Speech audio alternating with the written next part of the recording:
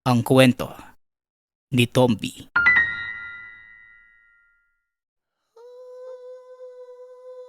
Ang kwentong ito ay hango sa totoong buhay. Mula ito sa isa nating tagapakinig na itago na lang natin sa pangalang Jaime. Taong 1985. Probinsya ng Sulu.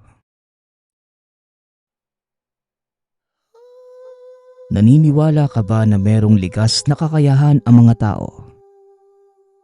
Ang tampok nating istorya ay mula sa kambal na si Jaime at Amihan. Mga anak ng Bertudes na sina Tatay Don at Nanay Tina. Mahal na mag-asawa ang kambal na anak. Kaya namang kahit kapwa sila Bertudes, pinalaki ng mga ito sa tahimik na pamumuhay ang kanilang mga anak.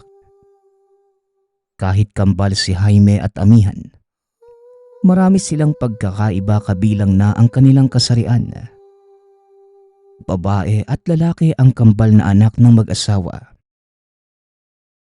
Maraming pagkakaiba ang kambal. Gayunpaman pinalaki ng mag-asawa na magkasundo ang magkapatid at palagi nilang pinapayuhan ang mga ito na manatiling payapa at umiwas sa gulo. Natatakot si Nanay Tina na masangkot sa anumang kaguluhan ang kambal. Kaya naman tinago nila sa mga ito ang natatangi nilang kakayanan. Natatakot ako na baka malaman ng mga anak natin ang kakayahan nila at mas piliin nilang gawin ang nararapat. Ayokong mapahamak sila. Wika ni Nanay Tina habang pinapatulog ang kambal na anak. Hindi naman natin hahayaan na mapahamak ang mga bata. Kung malaman nila ang kanilang kakayahan, gagabayan natin sila upang magamit nila ito ng tama. Pero sa ngayon, mas makakabuti kung hindi nila malalaman na isa tayong Bertudes at may kakayahan na kalabanin ng sino mang nilalang. Wika ni Tatay Don. Nagpasya ang mag-asawa na itago ang katotohanan sa mga anak. Ngunit nang mag-10 gulang ang kanilang mga anak, nalaman ng mga ito ang kanilang kakaibang kakayahan nang mapasubok sa hindi inaasahang laban ang mga ito. Kinukutya si Jaime sa kanilang eskwelahan. Palagi na lamang kinakawawa ng mga kasing edad. Hindi mo dapat tinahayaan ng mga yon na kawawain ka. Gusto mo, balikan natin sila? Gantihan natin. Wika ni Amihan. Paano kung malaman nila Nanay Tina? Paniguradong papagalitan tayo nun at baka hindi na tayo palabasin ng bahay kapag nagkataon. Ayoko pa namang lumuhod sa asin at munggo. Napakasakit kaya nun. Tugon ni Jaime. Siyempre hindi natin hahayaang malaman nila Nanay Tina. Tsaka hindi tayo magpapasugat o kaya naman magpapapasa para hindi mahalata. Sa tingin ko, kaya naman natin yung mga yun eh. Tsaka malalakas lang yung mga yun kasi marami sila at hinahayaan mo kasing kawawain ka. Muling wika ni Amihan. Nagpasya ang kambal na abangan at gantihan ng mga nangaaway kay Jaime upang magtanda ang mga ito. Nagkita-kita sila sa isang talahiban at napagtanto ng kambal na hindi pala ordinaryong tao ang mga makakalaban. Nang magumpisa ang labanan, nagpalit ng anyo ang mga ito bilang malalaking aso at nalaman ng kambal na anak pala ng aswang ang kanilang makakalaban. Noong una ay kinakabahan si Amihan at Jaime dahil wala silang laban sa mga nilalang. Ngunit nang suntukin ni Amihan ang isa sa mga ito, nalaman niya na nagtataglay siya ng kakaibang lakas. Napagtanto rin ni Jaime ang kanyang bilis at taglay na lakas kagaya ni Amihan. Nang dahil sa mga natuklasan sa sarili, wala silang pag-aalinlangang nilabanan ang mga aswang. Hanggang sa tuluyan nilang napatay ang mga ito. Dahil sa takot na may makaalam, kagad sinunog ng kambal ang katawan ng mga ito at umuwi sa tahanan na tila walang nangyari. Nagalusan ang mga ito ngunit laking pagtataka nila dahil bigla na lamang gumaling ang mga sugat na natamo. Kaya naman alam nila na hindi sila ordinaryong tao. Pero hindi nila sinabi sa mga magulang ang kanilang natuklasan. Sa paglipas ng mga araw, inakala ng kambal na hindi na malalaman ng magulang ang mga nangyari. Ngunit nalaman pa rin pala ng mga ito at kagad silang pinagalitan. Kaya mula ng araw na yon, lumipat ang mga ito ng tahanan upang makaiwas sa gulo ang mga anak ngunit lingid sa kanilang kaalaman. Alam na ng kambal ang kanilang katangian. Kaya naman palihim na nanunugis ang mga ito ng mga aswang at tumutulong sa mga may sakit sa kanilang baryo. Kahit patuloy na tumutulong sa kanilang kapwa ang kambal, pinanatili nilang lihim ang kanilang ginagawa. Ngunit nalaman pa rin ng mga magulang ang kanilang sikreto. Bakit hindi nyo sa amin sinabi na alam nyo na pala ang mga katangian yung kakaiba? Paano kung napahama kayo dahil sa paglilihim ninyo? Tanong ni Nanay Tina. Pero dapat po, kayong tanongin namin yan, Nanay Tina eh. Bakit yun nilihim sa amin yung mga kakaibang kakayahan namin? 10 taong gulang pa lang kami nang madiskubre namin yung taglay naming lakas at bilis. Hinihintay lang namin kayo na kayo mismo yung magsabi sa amin eh. Pero nanatili kayong tahimik at hindi sinasabi sa amin ang lahat ng nalalaman ninyo. Ano po ba tayo, Nanay Tina? Tugon ni Jaime. Noong mga panahong iyon ay 14 na taong gulang na ang binata. Napabuntong hininga si Tatay Don dahil sa sagot ng anak. Minana niyo ang aming kakayahan.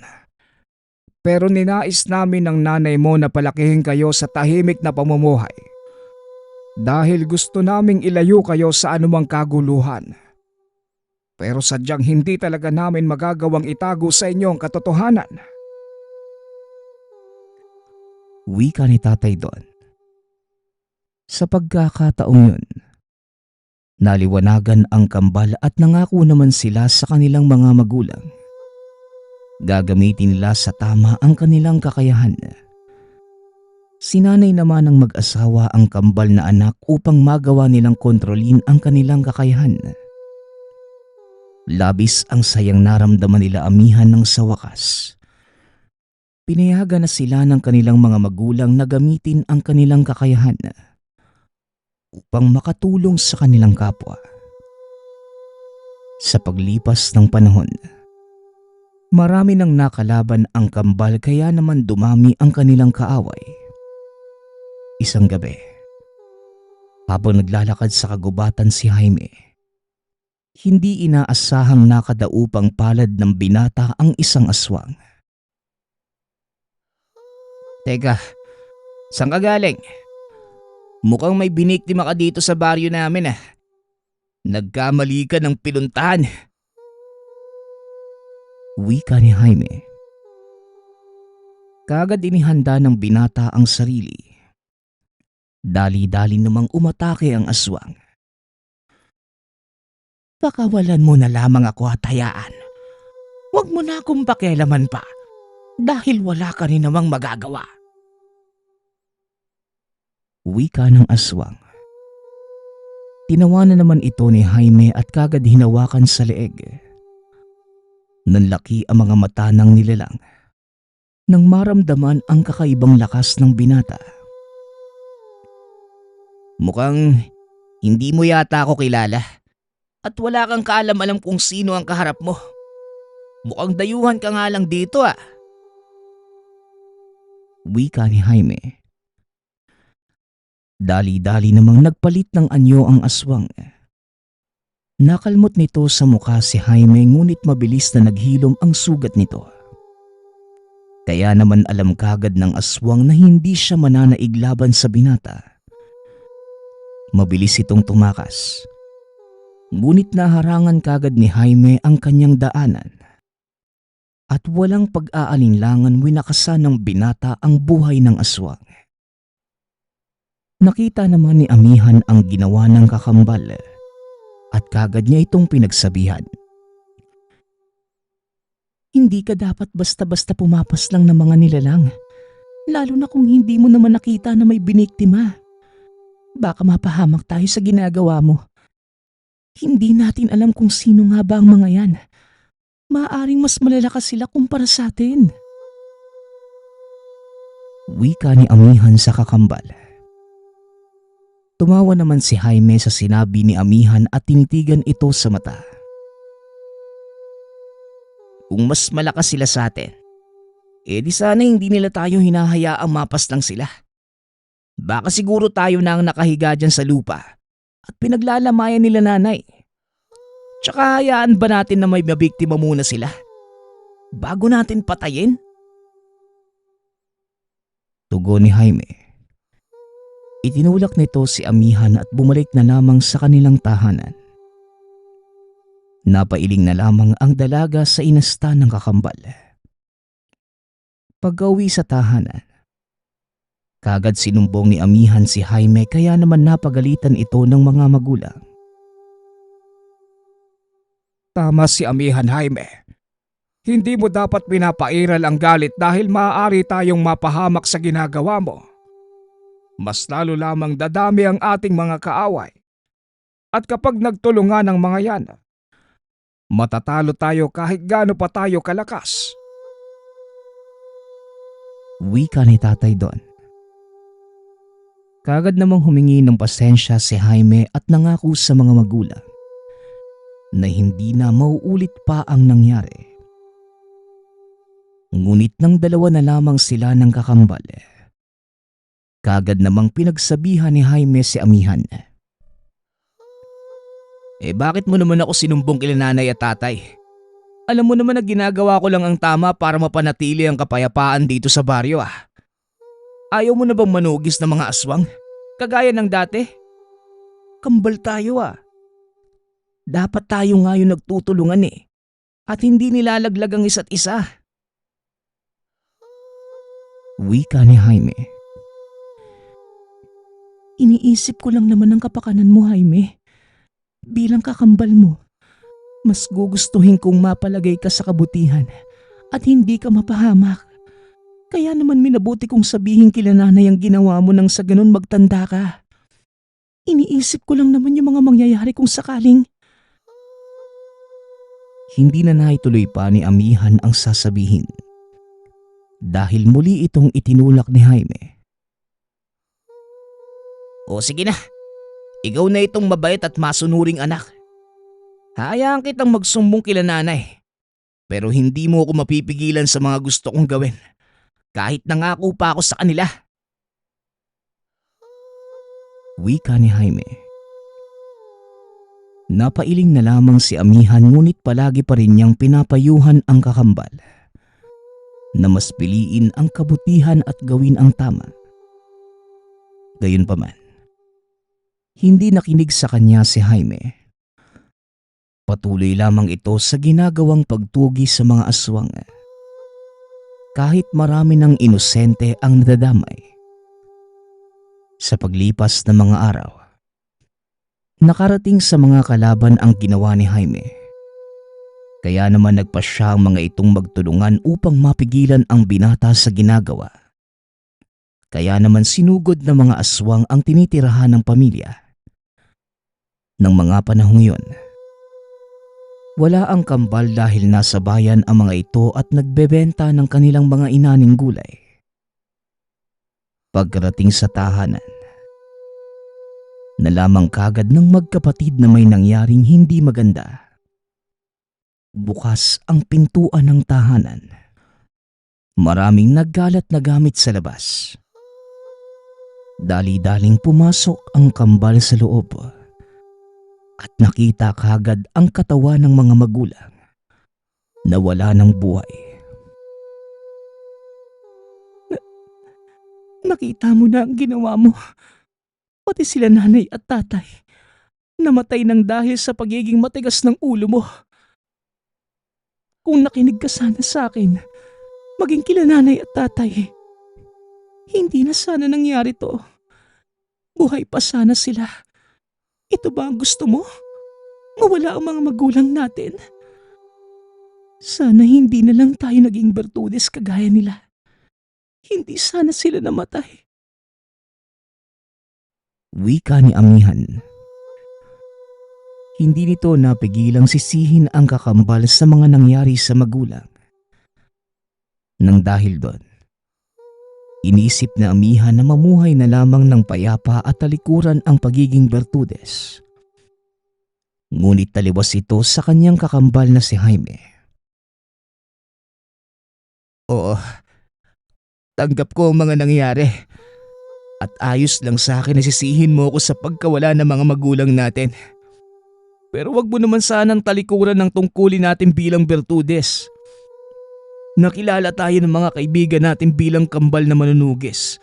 Pero tatalikuran mo lang ng ganon-ganon? Tandaan mo, Amihan, kahit na gustuhin mong mamuhay ng payapa, nasa dugo na natin at kapalaran ng pagiging Bertudes. Tugon ni Jaime. Kahit na anong sabihin mo, buo na ang pasya ko, Jaime. Ayoko na ng magulong buhay na ito. At tama sila Nanay Tina. Hindi na dapat natin nalaman na meron tayong kakayahan. Hindi na sana naganap ang mga bagay na to. Tahimik at masaya sana tayong namumuhay kagaya ng dati. At kung nakinig ka lang sana sa mga bili ng magulang natin, hindi sila mawawala. Kaya naman patawarin mo ko kung mas pipiliin kong mamuhay ng tahimik at payapa dahil nangarap din ako na magkaroon ng sariling pamilya. Wika ni Amihan. Inis na inis si Jaime sa mga sinabi ng kakambal. Dinulungan niya pa ito na mag-impake ng mga gamit. O sige, umalis ka. Iwanan mo na ako, wala na akong pakialam sa'yo. Kahit ano pang mangyari, hinding-hindi kita tutulungan. Tandaan mo yan, Amihan. Wika ni Jaime. Sa huling pagkakataon niyakap ni Amihan ang kakambal at tuluyan na itong tinalikuran. Kaya naman dahil sa pasya na yun ni Amihan, naghiwalay ang landas nila ng kambal. Nagpatuloy si Jaime sa kanilang naumpisahan ngunit si Amihan naman namuhay ng simple at nagkaroon ng sariling pamilya. Nakilala ng dalaga ang isang magsasakang si Armando. Napaibig dito si Amihan. Kalaunay nagsama ang dalawa at nagpakasal. Hindi nagtagal nagkaroon ng 2 anak ang mga ito at masayang namuhay. Akala noon ni Amihan magagawa niyang talikuran ang pagiging Bertudes. Gayunpaman, dahil likas kay Amihan ang pagiging matulungin, hindi niya maiwasang tumulong sa kapwa kaya naman dahil sa pagiging mabuti sa kapwa, nadamay ang asawa at anak. Tinulungan ni Amihan ang isang buntis na muntikan ng mabiktima ng aswang. Nagawang mapas lang ni Amihan ang nilalang. Ngunit lingid sa kanyang kaalaman, merong nakakita sa ginawa at nagpasya ang mga ito na balikan si Amihan. Isang gabi, habang mahimbing na natutulog ang pamilya, bigla na lamang pinasok ang tahanan. Kaagad namang nagising si Armando at ginising nito ang pamilya. Pinasok tayo ng mga grupo ng hindi pangkaraniwang tao. Magmadali kayo, Amihan. Pumunta kayo sa likod bahay. Ako na muna ang bahala sa kanila. Wika ni Armando. Papunta pa lamang sa likod ng bahay sila Amihan. Ngunit bigla silang hinarang ng mga aswang. At dahil liblib ang tahanan nila Amihan, malalayo ang mga bahay kaya naman walang nakarinig sa kanilang paghingi ng tulong. Kaagad na ginawa ni Amihan ang lahat ng makakaya upang mailigtas ang mag-ama. Ngunit nawalan siya ng malay sa lakas ng pagkakabagok nito sa bato habang nakikipaglaban. Nagising na lamang si Amihan. Napagtanto niyang wala na ang asawa at anak. Labis ang galit na naramdaman ni Amihan at napuno ng puot ang puso. Naalala niya ang mga sinabi ni Jaime. Naisip ni Amihan na tama ang kakambal. Pakiramdam niya na mga panahong yon, lahat kaaway niya. Halos mawala siya sa katinuan. Hanggang sa nailibing na lamang ang asawa at anak. Noong una walang ginawa si Amihan kundi ang umiyak. Ipinagdarasal niya na sana maging siya ay nawala na lang din. Ganun pa man, naisipan ng dalaga na kaya siya nabuhay upang maipagiganti ang pamilya. Nilakasan ni Amihan ang loob. Muli itong nagsanay at bumalik sa panunugis ng mga aswang. Walang pakialam si Amihan kung masama man o mabuti ang napapatay. Maging mga inosente. Hanggang sa hindi niya inaasahan na muling magkukrus ang landas nila ng kakambal. Amihan, ikaw ba yan? Anong nangyari sa'yo? Akala ko ba mas pinili mong mamuhay ng payapa? Pero nung ginagawa mo, mas malala ka na kaysa sa akin na. Hindi mo ba alam nang pinatay mo ay isang inosente? Siya yung tumutulong sa akin para malaman yung kinaroroonan ng mga masasamang aswang. Wika ni Jaime. Napaluhod na lamang si Amihan nang makita ang kakambal. Napahagulgol na lamang ito sa kakaiyak. Tama ka, Jaime. Mas masahol na ako kaysa sa'yo. Nilamo na ng galit ang puso ko at wala na akong pakialam kung sino pa ang paslangin ko. Basta ang alam ko, basta aswang kalaban ko sila. Tugon ni Amihan. Niyakap naman ni Jaime ang kakambal at naramdaman ni Amihan na meron muli siyang sandalan. Bakit ka humantong sa ganitong sitwasyon? Balita ko may pamilya ka na. Nasaan sila? Gusto ko sanang makilala yung pamangking ko. Nakangiting wika ni Jaime. Napabuntong hininga naman si Amihan at nakita ng binata ang lungkot sa mata ng kakambal. Pinatay sila ng mga aswang. Wala akong nagawa para mailigtas sila.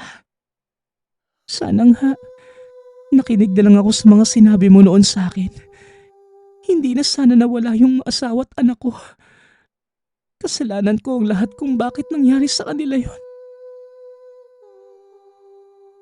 Tugon ni Amihan. Nalungkot naman si Jaime nang malaman ang nangyari sa kakambal. Dinamayan niya ito. Hindi mo kailangang suluhin ang problema mo. Nandito na ako eh. Huwag kang mag-alala. Sasamahan kitang tugisin ng mga aswang na pumuslang sa pamilya mo. Patawarin mo ko kung hindi kita hinanap kaagad. Napagtanto ko kasi na tama ka eh. Pero hindi ko talaga kayang talikuran ng pagiging manunugis. Inaalala ko ang mga taong umaasa sa akin pero hindi ko naisip na maaaring nasa peligro din pala ang buhay mo. Patawarin mo ko kung nahuli na ako ng dating. Pangako, babawi ako sa'yo. Wika ni Jaime. Nagyakapan ng magkakambal at nangako sa isa't isa na hindi na muling maghihiwalay. Bumalik sa tahanan ng mga magulang si Amihan kasama si Jaime. Muling nagpalakas ang dalawa. Itinuloy ang kanilang panunugis ng mga aswang. Ngunit pinanatili nilang hindi madamay ang mga inosente. Sa pagkakataong yung kinikilala nila kung sino ang mga papatayin. Kaya namang kalaunan, nagkaroon sila ng mga kaibigan na may lahing aswang. Kabilang na dito si Helen. Hindi ito purong aswang dahil nahawaan lamang ito. Naging kaibigan siya ng magkapatid at tinulungan sila na mahanap ang mga masasamang aswang. Kapalit ang pinangako ng kambal na hahanapin nila ang lunas upang maibalik sa dating kalagayan ang dalaga. Mabuti na lang at nakilala ko kayo. Kung hindi baka nalagay na ako sa kapahamakan. Sana lang mahanap na ninyo ang lunas sa kalagayan ko. Wika ni Helen. Marami namang kagaya mong namumuhay ng payapa eh. Basta, mas piliin mo lang mamuhay ng tama at huwag ka lang mambibiktima ng kahit na sinong tao para hindi ka mapahamak. Pero tutupa rin namin ang pangako namin. Nahahanapan ng lunes ang kalagayan mo.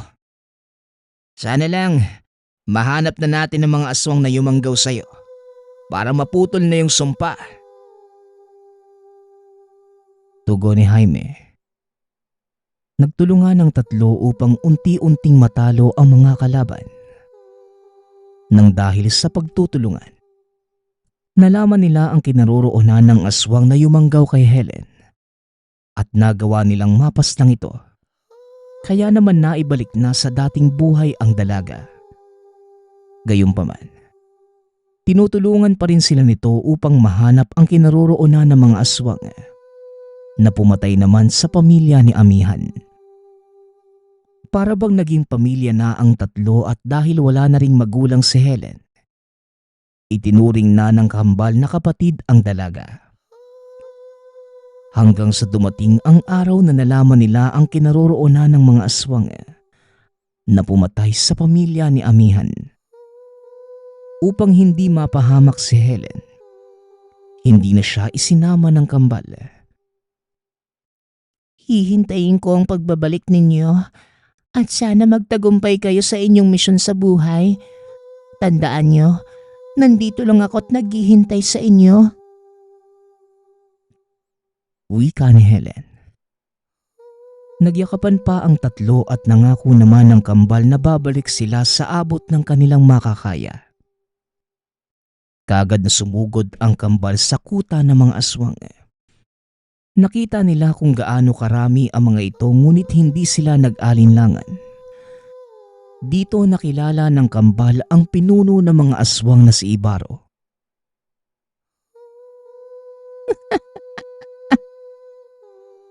Sa wakas, nakilala ko rin ang kambal na manunugis. Hindi ko inaasahan na kayo mismo ang pupunta dito sa amin. At bilib din ako sa inyong katapangan. Ganun pa man, wala kayong kalaban-laban sa amin. Napatay nga namin ang matatanda niyong mga magulang. Kayo pa kaya? Na mga anak lang nila. Wika ni Ibaro. Masamang tinignan ng magkapatid ang pinuno ng mga aswang. Tinawanan nila ito. Hindi mo nga nagawang mapatay yung kakambal ko eh. Ngayon pa kayang magkasama na kami? Huwag mo kaming maliitin. Hindi mo kami lubusang kilala. Hindi man namin alam kung paano nyo napatay ang mga magulang namin. Pero hindi ko kayo hahayaang manalo sa labanan. Sa inyo na mismo nanggaling na kami ang kambal na manunugis. At dapat nyo kaming katakutan. Wika ni Jaime. Kagad na pinamalas ni Amihan ang taglay niyang lakas. Sa isang iglap, pumanaw ang kalahati sa mga kasamahan ni Ibaro.